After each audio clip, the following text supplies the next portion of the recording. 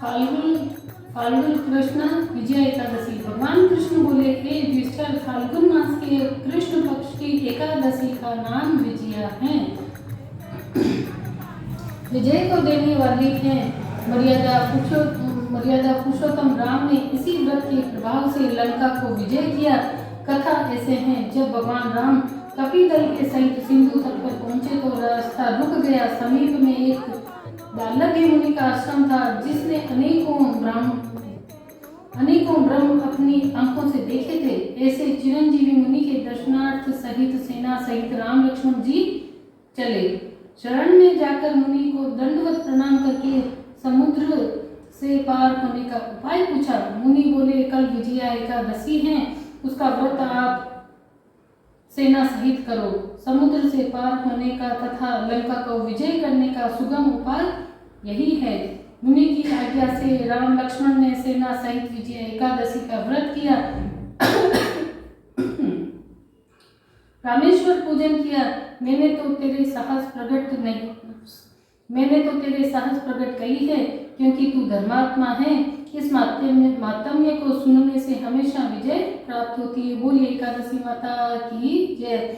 फलाहार, नारायण भगवान की स्वर्ण मूर्ति रखकर धूप दीप नैवेद्य आदि से पूजा करनी चाहिए। फिर इस दिन फलाहार के लिए सिंगाड़े का सिगार लेना चाहिए। बोलिए विजया एकादशी माता की जय। भक्तों, अब हम आपको माघ शुक्ल आमला एकादशी की कथा सुनाने जा रहे हैं।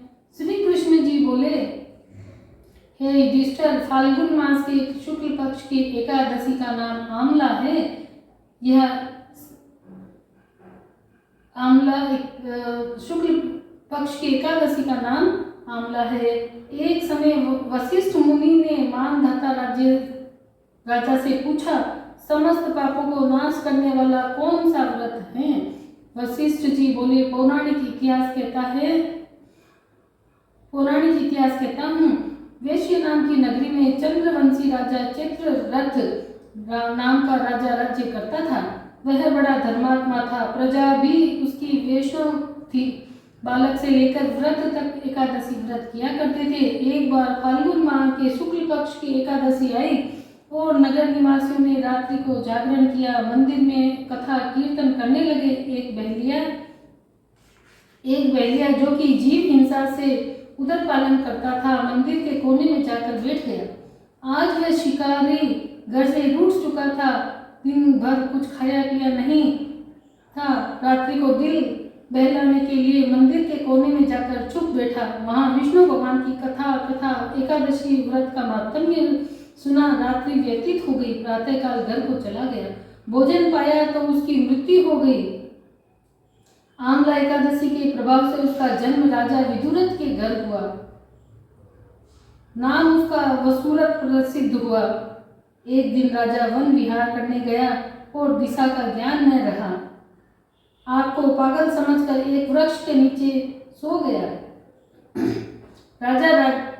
आज राजा ने आमला एकादशी का व्रत रखा था। सोते समय भगवान का ध्यान लगाकर सोते थे। इधर मल्लेच्छों ने राजा को अकेला देखा। मल्लेच्छों के संबंधियों को किसी दोष के कारण राजा ने दंड दिया था, इस कारण उसे मारने आए। उस समय राजा के शरीर से एक सुंदर कन्या उत्पन्न हुई। यह आमला एकादशी के प्रभाव से उत्पन्न हुई थी। कालिका के समान एक एक करके उसने खप्पर फिराया। मल्लेच्छों के रुधिर की भिक्षा लेकर अंतर्ध्यान हो गई।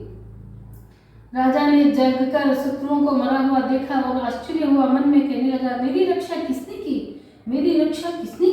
आकाशवाणी बोली, आमला एकादशी के प्रभाव से तेरी रक्षा विष्णु भगवान ने की है। फलाहार, इस दिन हमें